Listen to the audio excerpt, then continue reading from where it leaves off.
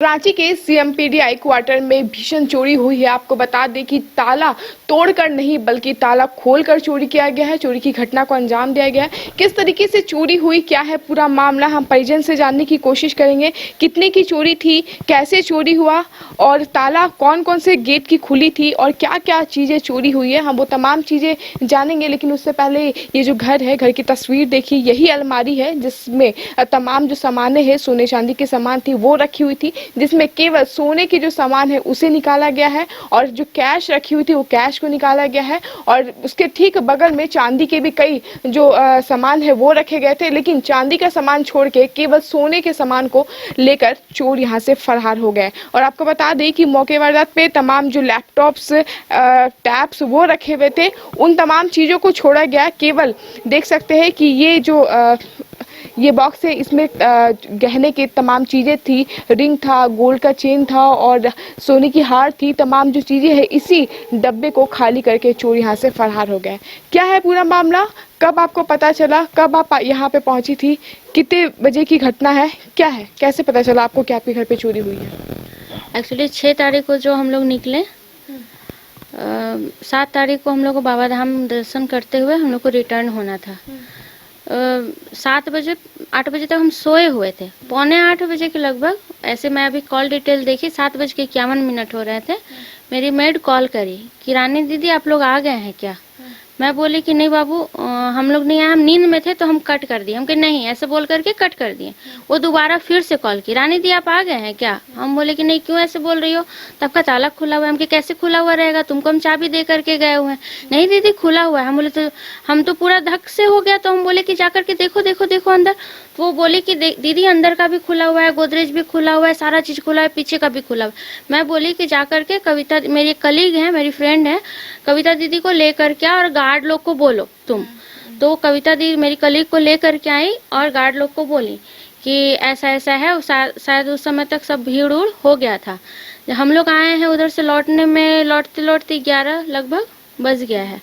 उस समय तो शुरू सुन करके तो मैं खुद ही बदमाश हो गई थी, रोना धोना में तो मैं उतना दिमाग नहीं काम है।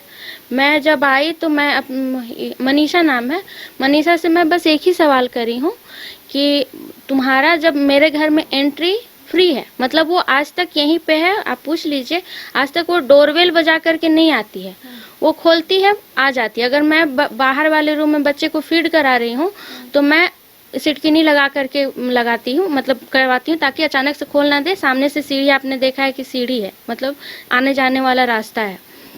मैं बोले कि तुम कॉल क्यों की थी, अगर मान लो ताला नहीं था तो तुम्हारे लिए तो हम आ गए थे, हम जान रहे हैं ना कि हम वहीं पे हैं, बट अगर ताला नहीं है तो हम नहीं हैं, तो तुमको तो डायरेक्ट खोल करके आना चाहिए, कॉल करके आना, परमिशन लेके आना तो नहीं चाहिए।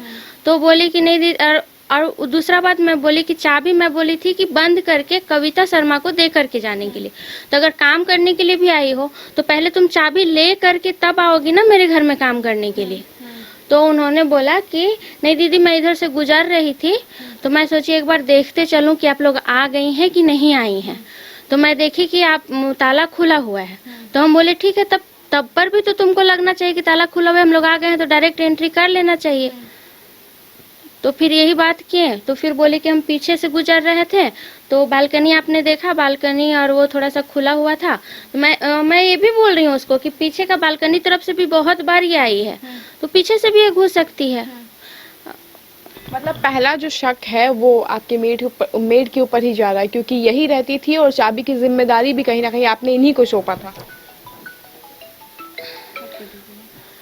एक्चुअली जो सिचुएशन है मैम, शक का तो नहीं बोल सकते हैं, बाकी जो सिचुएशन है मेरे साथ जो हुआ है कि मेरा इन्फॉर्मेशन कहाँ से मिला है, मैंने क्या बात करा है उससे, सारा सिचुएशन यही है। पॉइंट टू पॉइंट मैं बोल रही हूँ कि यही है। ये मेड है मेरी यहीं पे, आप पूछ सकते हैं कि एक वर्ड भी मेरा इधर और उधर नहीं है। वो जैसे जैसे हमको इन्फॉर्म करी है, 2 साल 2.5 साल से वो काम कर रही है मेरे यहाँ, बट हम 13 साल से, जब से हम कैसे चोरी कैसे हुआ, मतलब आप बता रही थी कि कमरे में केवल जो सोना का सामान। एक्चुअली देखिए, वो जो बाहर का ताला है, यहाँ ताला है, ताला दोनों गायब है, टूटने का कहीं पे निशान नहीं है। ये जो अंदर का ताला है सटीक एकदम वहीं पे जहाँ यहाँ, चोरी हाँ जहाँ नहीं, ये जो ताला है ये 19 तारीख को 19 अप्रैल को उसी से एक चाबी गुम हुआ था, बोले कि गुम हो गया है, ठीक है। और यहाँ देखिए जो गोदरेज है, अगर कोई भी आएगा सबसे पहले तो सामान देखेगा मेन लॉकर में, उसमें मेरा देख आपको मैंने दिखलाया तनिष्क का ये सब सारा चीज़ था, वो छुआ हुआ भी नहीं है, जैसे मैंने रख करके गया है ना वैसे ही है। बस जो मेन लॉकर है जिसमें ये डब्बा था बस वही खोला गया, यहाँ तक कि मेरा एक कपड़ा का तह भी नहीं इधर से उधर हुआ है। कितने की चोरी हुई है लगभग? लगभग 30 भर मेरा सोना था और 75,000 कैश था, और जो बगल में बच्चे का कैश था मिला हुआ 27 में 16,000 लगभग, वो कैश नहीं उठाया गया है।